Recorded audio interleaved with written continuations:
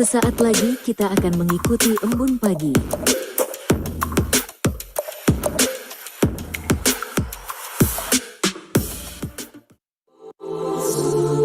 Embun pagi, kasihnya setiap hari, seperti embun pagi, sejukkan hati. Ucapkan syukur, Tuhan Yesus baik, biar kita tahu perkataan yang baik. Tuhan sediakan kebutuhanku, Dia akan cukupkan semua yang ku perlu. Dia sembuhkan semua sakitku, berikan damai sejahtera yang lampaui akalku. Tuhan buka jalan, pimpin semua langkahku. Embun pagi.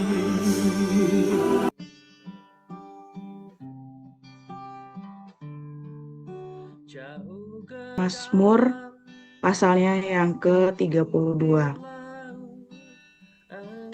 Dari Daud, nyanyian pengajaran. Berbahagialah orang yang diampuni pelanggarannya, yang dosanya ditutupi.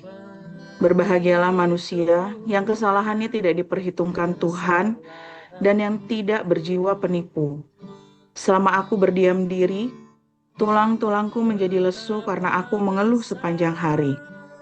Sebab siang malam tanganmu menekan aku dengan berat. Sumsumku menjadi kering seperti oleh teriknya musim panas. Dosaku kuberitahukan kepadamu, dan kesalahanku tidaklah kusembunyikan. Aku berkata, aku akan mengaku kepada Tuhan pelanggaran-pelanggaranku, dan Engkau mengampuni kesalahan karena dosaku. Sebab itu hendaklah setiap orang saleh berdoa kepadamu, selagi Engkau dapat ditemui. Sesungguhnya, pada waktu banjir besar terjadi, itu tidak melandanya. Engkaulah persembunyian bagiku. Terhadap kesesakan Engkau menjaga aku. Engkau mengelilingi aku, sehingga aku luput dan bersorak. Aku hendak mengajar dan menunjukkan kepadamu jalan yang harus kau tempuh. Aku hendak memberi nasihat, mataku tertuju kepadamu. Janganlah seperti kuda atau bagal yang tidak berakal, yang kegarangannya harus dikendalikan dengan tali les dan kekang. Kalau tidak, ia tidak akan mendekati engkau.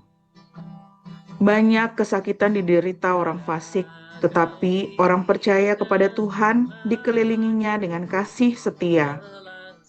Bersukacitalah dalam Tuhan dan bersorak-soraklah, hai orang-orang benar. Bersorak-soraklah, hai orang-orang jujur. Demikian. Lukas pasal 7. Setelah Yesus selesai berbicara di depan orang banyak, masuklah ia ke Kapernaum. Di situ ada seorang perwira yang mempunyai seorang hamba yang sangat dihargainya. Hamba itu sedang sakit keras dan hampir mati. Ketika perwira itu mendengar tentang Yesus, ia menyuruh beberapa orang tua-tua Yahudi kepadanya untuk meminta supaya ia datang dan menyembuhkan hambanya. Mereka datang kepada Yesus dan dengan sangat mereka meminta pertolongannya, katanya, ia layak engkau tolong, sebab ia mengasihi bangsa kita dan dialah yang menanggung pembangunan rumah ibadat kami. Lalu Yesus pergi bersama-sama dengan mereka.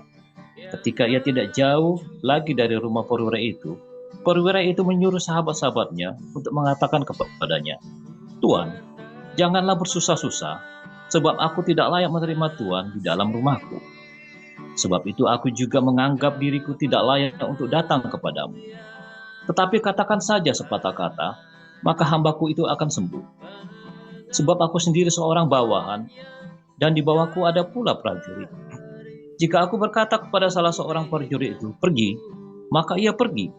Dan kepada seorang lagi, datang, maka ia datang. Ataupun kepada hambaku, kerjakan ini, maka ia mengerjakannya.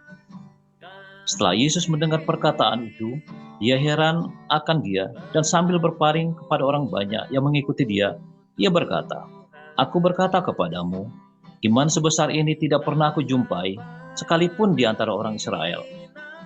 Dan setelah orang-orang yang disuruh itu kembali ke rumah, didapatinya hamba itu telah sehat kembali. Kemudian Yesus pergi ke suatu kota yang bernama Nain. Murid-muridnya pergi bersama-sama dengan dia, dan juga orang banyak menyertainya berbondong-bondong. Setelah ia dekat pintu gerbang kota, ada orang mati diusung keluar, anak laki-laki, anak tunggal ibunya yang sudah janda, dan banyak orang dari kota itu menyertai janda itu. Dan ketika Tuhan melihat janda itu, tergeraklah hatinya oleh belas kasihan, lalu ia berkata kepadanya, jangan menangis. Sambil menghampiri usungan itu, ia menyentuhnya. Dan sedang para pengusung berhenti, ia berkata, hai anak muda, aku berkata kepadamu, bangkitlah. Maka bangunlah orang itu dan duduk, dan mulai berkata-kata, dan Yesus menyerahkannya kepada ibunya. Semua orang itu ketakutan, dan mereka memuliakan Allah sambil berkata, seorang nabi besar telah muncul di tengah-tengah kita, dan Allah telah melawat umatnya. Maka tersiarlah kabar tentang Yesus di seluruh Yudea dan di seluruh daerah sekitarnya. Ketika Yohanes mendengar kabar tentang segala peristiwa itu dari murid-muridnya, ia memanggil 2 orang dari antaranya dan menyuruh mereka bertanya kepada Tuhan, engkaukah yang akan datang itu, atau haruskah kami menantikan seorang lain? Ketika kedua orang itu sampai kepada Yesus, mereka berkata, Yohanes Pembaptis menyuruh kami bertanya kepadamu, engkaukah yang akan datang itu, atau haruskah kami menantikan seorang lain? Pada saat itu Yesus menyembuhkan banyak orang dari segala penyakit dan penderitaan dan dari roh jahat, dan ia mengaruniakan penglihatan kepada banyak orang buta. Dan Yesus menjawab mereka, pergilah dan katakanlah kepada Yohanes apa yang kamu lihat dan kamu dengar. Orang buta melihat, orang lumpuh berjalan, orang kusta menjadi tahir, orang tuli mendengar, orang mati dibangkitkan, dan kepada orang miskin diberitakan kabar baik. Dan berbahagialah orang yang tidak menjadi kecewa dan menolak aku. Setelah suruhan Yohanes itu pergi, mulai Yesus berbicara kepada orang banyak itu tentang Yohanes. Untuk apakah kamu pergi ke padang gurun? Lihat bulu yang digoyangkan angin kian kemari. Atau untuk apakah kamu pergi melihat orang yang berpakaian halus, orang yang berpakaian indah dan hidup mewah, tempatnya di istana raja. Jadi untuk apakah kamu pergi melihat nabi? Benar, dan aku berkata kepadamu, bahkan lebih daripada nabi. Karena tentang dia ada tertulis, lihatlah, aku menyuruh utusanku mendahului engkau, ia akan mempersiapkan jalanmu di hadapan. Aku berkata kepadamu, di antara mereka yang dilahirkan oleh perempuan, tidak ada seorang pun yang lebih besar daripada Yohanes. Namun yang terkecil dalam kerajaan Allah lebih besar daripadanya. Seluruh orang banyak yang mendengar perkataannya, termasuk para pemungut cukai, mengakui kebenaran Allah. Karena mereka telah memberi diri dibaptis oleh Yohanes. Tetapi orang-orang Farisi dan ahli Taurat menolak maksud Allah terhadap diri mereka, karena mereka tidak mau dibaptis oleh Yohanes. Kata Yesus, dengan apakah akan kuumpamakan orang-orang dari angkatan ini, dan dengan apakah mereka itu sama? Mereka itu seumpama anak-anak yang duduk di pasar dan yang saling menyerukan, kami meniup seruling bagimu, tetapi kamu tidak menari. Kami menyanyikan kidung duka, tetapi kamu tidak menangis. Karena Yohanes Pembaptis datang, ia tidak makan roti dan tidak minum anggur. Dan kamu berkata, ia kerasukan setan. Kemudian Anak Manusia datang, ia makan dan minum. Dan kamu berkata, lihatlah, ia seorang pelahap dan peminum, sahabat pemungut cukai dan orang berdosa. Tetapi hikmat dibenarkan oleh semua orang yang menerimanya. Seorang Farisi mengundang Yesus datang makan di rumahnya. Yesus datang ke rumah orang Farisi itu lalu duduk makan. Di kota itu ada seorang perempuan terkenal sebagai seorang berdosa. Ketika perempuan itu mendengar bahwa Yesus sedang makan di rumah orang Farisi itu, datanglah ia membawa sebuah buli-buli pualam berisi minyak wangi. Sambil menangis, ia pergi berdiri di belakang Yesus dekat kakinya, lalu membasahi kakinya itu dengan air matanya dan menyekanya dengan rambutnya. Kemudian ia mencium kakinya dan meminyakinya dengan minyak wangi. Ketika orang Farisi yang mengundang Yesus melihat hal itu, ia berkata dalam hati, jika ia ini nabi, tentu ia tahu siapakah dan orang apakah perempuan yang menjamahnya ini. Tentu ia tahu bahwa perempuan itu adalah seorang berdosa. Lalu Yesus berkata kepadanya, Simon, ada yang hendak kukatakan kepadamu. Saud Simon, katakanlah guru. Ada dua orang yang berhutang kepada seorang pelepas uang. Yang seorang berhutang 500 dinar, yang lain 50. Karena mereka tidak sanggup membayar, maka ia menghapuskan hutang kedua orang itu. Siapakah di antara mereka yang akan terlebih mengasihi dia? Jawab Simon, aku kira dia yang paling banyak dihapuskan hutangnya. Kata Yesus kepadanya, betul pendapatmu itu. Dan sambil berpaling kepada perempuan itu, ia berkata kepada Simon, engkau lihat perempuan ini. Aku masuk ke rumahmu, namun engkau tidak memberikan aku air untuk membasuh kakiku. Tetapi dia membasuh kakiku dengan air matanya dan menyekanya dengan rambutnya. Engkau tidak mencium aku, tetapi sejak aku masuk, ia tiada henti-hentinya mencium kakiku. Engkau tidak meminyaki kepalaku dengan minyak, tetapi dia meminyakinya di kakiku dengan minyak wangi. Sebab itu aku berkata kepadamu, dosanya yang banyak itu lebih diampuni, sebab ia telah banyak berbuat kasih. Tapi orang yang sedikit diampuni, sedikit juga ia berbuat kasih. Lalu ia berkata kepada perempuan itu, dosamu telah diampuni. Dan mereka yang duduk makan bersama dia berpikir dalam hati mereka, siapakah ia ini sehingga ia dapat mengampuni dosa? Tetapi Yesus berkata kepada perempuan itu, imanmu telah menyelamatkan engkau, pergilah dengan selamat. Demikian firman Tuhan. Terima kasih, Pastor. Haleluya, luar biasa. Minta maaf terlambat karena tadi susah ya. Tadi kalau ditungguin setengah jam berhentinya, kalau dilanjutin, saya telat juga. Entah kenapa tadi bisa jamnya geser. Oke, meleset dari dugaan ya. Terima kasih untuk setia menunggu.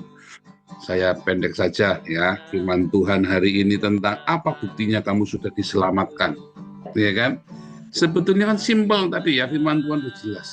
Saya kan sering bilang ya, sebetulnya kamu nih hari ini ada di Hades apa di Paradise, kamu ini ada di dunia orang mati apa di surga, itu kamu tahu. Sebelum kamu mati, hari ini kamu tuh sudah ngerti kamu tuh lagi di surga apa di dunia orang mati. Kalau hidupmu tiap hari ngeluh, sambat terus ya, kamu tak jamin hidupmu di dunia orang mati. Mati pun kamu masuk dunia orang mati, itu saya enggak kamu. Kalau kamu tiap hari sambat, waduh, aku tiap hari ngeluh, tak jamin kamu mati masuk ke dunia orang mati. Lawang kamu masih hidup saja, kamu sudah hidupnya banyak penderitaan begitu kok. Bukan badanmu menderita, bukan ketombenan apa kayak saya ini lagi gatel kepalanya dia. Bukan, tapi ketika haleluya, Tuhan Yesus baik, ya kan? Aku lagi nggak punya duit, aduh Tuhan, kenapa Tuhan aku dibingung? Nggak punya duit, haleluya, Jehovah Jireh. Nah, memang kenapa kalau nggak punya duit nggak mati kan? Waduh, lagi sakit, waduh kena kanker stadium 4. Ya nggak apa-apa, kata dokter 3 bulan lagi mati, haleluya. Ketemu Tuhan Yesus kan? Siap-siap cepat beberes sama yang lain. Tidak ada alasan untuk mengucap, untuk mengeluh, karena kamu hidupnya di paradise kan. Kayak saya sering bilang ya, sejak saya terima kewarganegaraan Belanda, kayaknya kok tiap hari saya hampir nggak pernah mengeluh ya. Senangnya minta ampun ya jadi warga negara Belanda itu, saya tuh senangnya minta ampun coba saudara ya. Sehingga rasanya kok ada masalah itu rasanya nggak ada artinya. Lah, saya baru jadi warga negara Belanda loh saudara. Ya kan, rasanya kok semua masalah-masalah itu udah ada artinya lagi buat saya. Nggak punya duit lah, inilah, kena tiba-tiba pajak keluar 5.000, tiba-tiba ada tagihan listrik 3.500, 3.000 euro ya, tiba-tiba total hutangnya 13.000 euro ya. Saya nggak pernah belanja, nggak pernah bisa punya atas. Haleluya, puji Tuhan. Ya. Donasi kita nombokin, malah dibilang saya maling donasi. Haleluya, puji Tuhan. Nggak usah marah-marah. nggak usah sakit hati. Itu menunjukkan bahwa saya hidupnya di paradise. Kok rasanya Tuhan ngerti saya bakal kena fitnah, bakal kena macam-macam ya. Dikasih dulu ya kabar sukacita. Wah, granted jadi warga negara Belanda. Nah, kalau kamu di granted warga negara surga, kamu tahu tuh. Sehingga kamu mengeluh apa lagi coba? Ngeluh kamu sumbukan, ngeluh kamu kopokan, ngeluh kamu umbelen. Kamu mau ngeluh apa coba? Mau ngeluh nggak punya duit? Kamu di surga kok. Kamu mau mengeluh apa? Apa yang mau kamu keluhkan? Kena cancer, langsung kena cancer badannya, jiwa saya langsung masuk surga, haleluya. Mau apa lagi? Oh, nggak bisa kuliah. Loh, emang kuliah itu jaminan kamu sukses? Ayo, saya dulu ya masuk pertanian, ya agrikultur, memang agroteknologi ya, tapi saya kuliahnya itu kuliah gampang. Saudara saya ngenyek ya, udah nyerah ya, sudah nyerah ya, kamu udah nyerah ya. Padahal saya dari kecil, waktu SD, sekolah saya lebih pintar daripada anaknya dia. Ya, udah nyerah ya, saya di mocking begitu ya, saya cuma diem, karena saya masuk pertanian dulu kan Tuhan suruh. Terus, udah kejadian, udah nyerah, nah saya tenang saja. Satu, memang murah biayanya ya di pertanian itu, uang pangkalnya cuma 2.300.000 tahun 93 itu ya. Itu aja saya bayarnya 10 kali. Kasihan amat. Bayar sendiri. Mami janji mau bayarin, udah jadi bayarin, saya bayar sendiri akhirnya tuh. Udah nyerah ya. Begitu lulus pertanian, bahkan saudara-saudara saya yang alumni De Brito saja gajinya kalah sama saya. Ya, yang saudara-saudara saya yang alumni De Brito saja, yang alumni dari luar negeri saja gajinya kalah sama saya. Saya begitu dulu pertanian, dari pertanian UKSW, saudara ya. Artinya apa? Apakah sekolah itu jaminan? Kalau kamu bisa sekolah yang bagus, sekolah yang bagus. Tapi kalau sampai nggak bisa, kamu jangan pikir sekolah itu jaminan kamu sukses. Waduh, nggak bisa kuliah. Saya sampai bilang sama mami saya nggak mau kuliah. Kenapa? Aku mau kerja aja. Aku nggak mau nanti mami sampai ngutang-ngutang kemana-kemana gara-gara saya sekolah, saya nggak mau, Mi. Saya komplain karena saya pernah dimaki-maki di pinggir jalan sama saudara saya gara-gara mami saya utang ya. Dan saya nggak mau ngutang-ngutang, Mi. Saya nggak mau. Akhirnya mami bohongin saya ya. Tuh nanti gampang, nanti dan mami sudah punya uang buat kamu sekolah. Bener-bener pertama dikirim ya, ya uang buat angkat sekolah 200.000 ya, sama 50.000 dikirim 50.000 sama uang 200.000 buat bayar uang muka sekolah. Dibohongin saya, saudara. Udah nyampe nggak pernah dikirim lagi, saudara. Matilah, nggak pernah dikirim lagi. Tapi sudah telanjur sekolah saya, udah telanjur di Salatiga, coba bayangin. Wah, saya jibaku, saudara ya, sendirian kerja apa segala macam di Salatiga. Dadak ini ke sekolahnya Salatiga ya, nggak bisa kerja. Ya, jadi saya ngeles-ngelesin jadi asisten segala macam. Tapi masih orang pikir ya, apa harus sekolah? Enggak, saudara. Nggak harus sekolah. Tapi kalau kamu bisa sekolah, sekolahlah. Untung sekarang kita ada Embun Pagi ya. Untung, jangan khawatir, sekolah. Kita ada beasiswa, apa segala macam. Jangan takut, saudara ya. Bahkan kita lagi mikirkan bagaimana anak-anakmu bisa pergi ke Belanda. Kirim ke Belanda, gimana caranya ya. Saya lagi mikirkan. Saya lagi berdoa dan kita lagi rundingan sama Pak SK. Memang sulit ya, tapi kita lagi pikirkan, saya lagi cari buka jalan supaya anak-anakmu lulus SMA pergi ke Belanda. Karena biayanya lebih murah daripada kamu nyekolahkan anakmu di Indonesia. Sebetulnya biayanya lebih murah. Tapi intinya, saudara ya, itulah membuktikan kamu tuh nggak usah mengeluh kalau nggak bisa sekolah. Nggak usah mengeluh kalau kamu nggak punya pekerjaan. Yang penting kamu rajin kerja. Kalau nggak punya kerjaan, ya kamu jadi volunteer. Kerja. Kayak saya dulu nggak boleh kerja. Orang ini ngeluh itu. Saya dulu nggak boleh kerja. Ditulisnya ya, nggak boleh kerja. Ada tulisannya di KTP saya dulu ya, di waktu masuk Jerman. Ya sudah, saya volunteer. Saya kerja sukarela.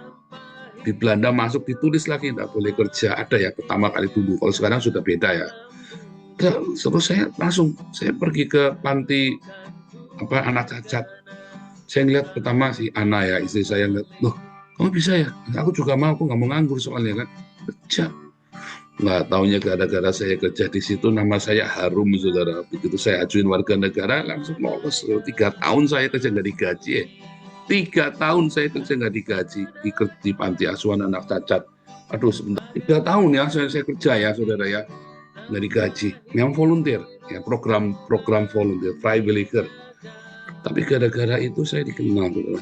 Begitu saya ajukan, tak sebentar, cuman berapa, saya nunggu 3 bulan mengajukan warga negara. Orang mah dia bilang bisa sampai berapa tahun gitu ya. Saya 3 bulan langsung dapat surat. Nah, saudara, karena apa? Karena saya nggak ngeluh. Ada yang tak kerjain, nggak dibayar, nggak apa-apa, tak kerjain dulu. Yang penting tujuannya apa?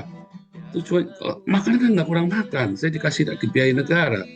Tujuannya apa? Supaya jangan nganggur. Kalau nganggur pusing. Wah, istri begitu nggak bisa sekolah. Waduh, saya panik ya. Saya tenang. Oh Tuhan, haleluya, dapat jalan. Kamu kerja. Terus kerjaan apa saja? Ya, terus saya bantu yang jadi volunteer. Akhirnya satu kota ini kenal kita semua, kenal baik sama kita ya. Dan kita banyak mendapat pertolongan. Wah, yang aneh-aneh sampai bisa kuliah ya. Sekarang sudah ambil master ya. Sudah ambil master, sudah sambil kerja. Saudara, segala keberuntungan itu terjadi karena kamu tinggal di paradise. Kalau kamu tinggal di Hades, ya sial, singit, dunia orang mati. Kamu lihat kuburan itu loh, dunia orang mati itu singit. Kami tinggalnya di taman yang indah. Itu sebuah lingkaran setan atau lingkaran surga. Kalau tinggal di lingkaran setan, karena kamu singit, tinggal di tempat singit, tempat kamu tinggal jadi singit, maka kamu jadi singit, sial terus. Karena kamu sial terus, kamu singit, mengeluh terus, ngomel terus, marah-marah terus. Tempatnya kamu tinggalin jadi singit, kamu pergi ke tempat jadi singit lagi, ya mampuslah loh. Itu namanya Hades tuh. Kamu masih hidup saja sudah di Hades, apalagi udah mati. Tapi kalau saya percaya Yesus, kamu tidak percaya Yesus, jangan bohong kamu. Kalau kamu mengeluhkan berarti kamu tidak percaya Yesus kan? Kalau kamu tinggal di paradise, karena kamu sukacita, kamu mengucap syukur, terima kasih Tuhan. Ada masalah, Tuhan semua baik, tenang saja, semua baik. Karena kamu ngomong baik, maka terciptalah yang baik. Maka tempatmu jadi baik, kamu merasakan baik, ambience-nya baik, maka kamu makin dapat berkat. Kamu diberkati, kamu ngomong lagi yang baik lagi, muter lagi. Itu namanya kamu tinggal di paradise. Ya, lalu kamu masuk. Kata Tuhan Yesus tadi, orang kalau diampuni, maka dia akan mencurahkan kasih karunia itu lebih banyak lagi. Siapa di sini yang pelit? Itu bukti kamu belum diampuni sama Tuhan. Siapa di sini yang tidak suka diakonia? Siapa di sini yang pelit nggak mau ngasih ke yayasan, ke Damaris, ke Damar kasih ke Munpagi untuk diakonia, untuk berbagi dengan sesama? Saya yakin kamu belum selamat. Wah, kok bisa begitu? Kok dia hancem? Bukan ngancem. Kecuali kamu punya diakonia pribadi. Saya diakonia pribadi, Pak. Saya suka ngasih pakaian bekas lah. Ngasih pakaian bekas kamu bah. Kadang-kadang ya saudara ya, kamu ngasih pakaian bekas bangganya minta ampun. Kalau bisa ngasih itu baru. Cuman kalau ada bekas jangan sembarangan dibuang. Kalau masih benar-benar bagus kasihkan. Tapi jangan kamu ngasih bekas sudah bolong-bolong, celana dalam sudah bolong-bolong, ini kasihan, kasih bagikan. Ada yang ngasih saya kasur bekas ya. Kasur bekas sudah hitam-hitam. Sampai cekalan batuk saudara. Itu mah kamu suruh saya buang. Itu di tempat sampah, di kota saya itu tempat sampah. Kasur spring bed itu masih kenceng-kenceng, masih baru-baru di tempat sampah itu loh. Kamu ngasih saya barang busuk, udah bau. Ditaruh di sini. Enggak, aku penuh rumahnya. Oh jangan apa-apa ini buatnya, aku mau memberkati kamu. Cekalan batuk saudara, mau memberkati kamu pakai kasur bekas. Wah, udah hitam-hitam, udah suwek-suwek saudara. Itu mah kamu nyuruh saya buang, itu namanya. Saya aja nggak pakai, saudara. Masa mau saya kasihkan ke orang lagi? Saya ngasih ke Edsel ya, kasur masih bagus, saudara. Memang bekas tapi masih bagus. Itu saya ngasih ke Edsel, teman kita pemain perkusi itu ya. Saya ngasih sofa masih bagus, saya ngasih barang. Nah, kenapa? Karena saya hidupnya di paradise. Karena saya mendapat kasih karunia. Kalau kita mendapat kasih karunia, kita curahkan kasih karunia. Tapi kalau saya nggak dapat kasih karunia, Apa yang mau saya berikan? Oh, tapi uangnya banyak loh Pak. Ini saya gajinya banyak. Dia tidak mengerti kalau itu kasih karunia. Uang banyak belum tentu kamu itu kasih karunia loh. Uang sedikit, katanya Amsal ya, uang sedikit dengan kasih karunia Tuhan, uang banyak belum tentu dengan kasih karunia loh. Sehingga Senggol bacok, uang sedikit dengan kasih karunia, sukacita. Apapun yang kamu kerjakan setiap hari, kalau kamu tinggal di paradise, apapun masalahmu, kamu ada sukacita di sana, karena ada iman, percaya. Tuhan turut bekerja dalam segala sesuatu untuk mendatangkan kebaikan. Bahwa rancangan-rancangan Tuhan selalu baik buat kamu. Kalau kamu tinggal di Hades, ya bahkan ada berkat yang banyak pun kurang Tuhan. Nah itu lebih banyak masa aku, nah itu donasinya lebih banyak. Aku donasinya cuma sekian. Gajiku semua sekian. Tuhan, aku sakit Tuhan. Panungan segini banyak gimana? Terus dikasih tahu Tuhan tunjukkan tuh loh, karena kantor setia diungkap. Loh dia kan orang kaya Tuhan, wah enggak apa-apa. Alasannya ada, cepat mengeluh saudara, dapat sambat. Karena kamu hidupnya di mana? Di Hades. Lupa, kenapa nggak bilang di neraka? Karena kalau di Hades, berarti selama badanmu masih ada, kamu sempat bertobat. Kecuali badanmu sudah tidak ada, kamu sudah tidak bisa bertobat lagi. Kamu selama masih hidup saja, kamu sudah merasakan api yang panas dalam hidupmu. Artinya kamu di Hades. Tapi kalau kamu hidupnya penuh dengan ucapan syukur, ada sukacita, ada cinta, ada belas kasih, ada kasih karunia, berarti kamu ada di paradise. Sehingga hai anak-anak, ketika mama papamu meninggal, kamu lihat masih hidupnya dia bagaimana, selalu sukacita. Meninggal, udah masuk surga, nggak usah ditanya lagi. Tapi kalau papa mamamu selalu sambat terus, ayo diingatkan papa mama, ayo ucap syukur, ayo papa mama ucap syukur. Sebenarnya ya, dari masih hidup itu kita sudah tahu. Kayak mami saya ya masih hidup, ya kan. Semua mau dikasih-kasihin, kasihan sama ini, Mi, kasihan saya, Mi. Malah kita yang larang-larangnya. Bari nyanyi, tiap hari baca firman Tuhan, tiap hari berdoa.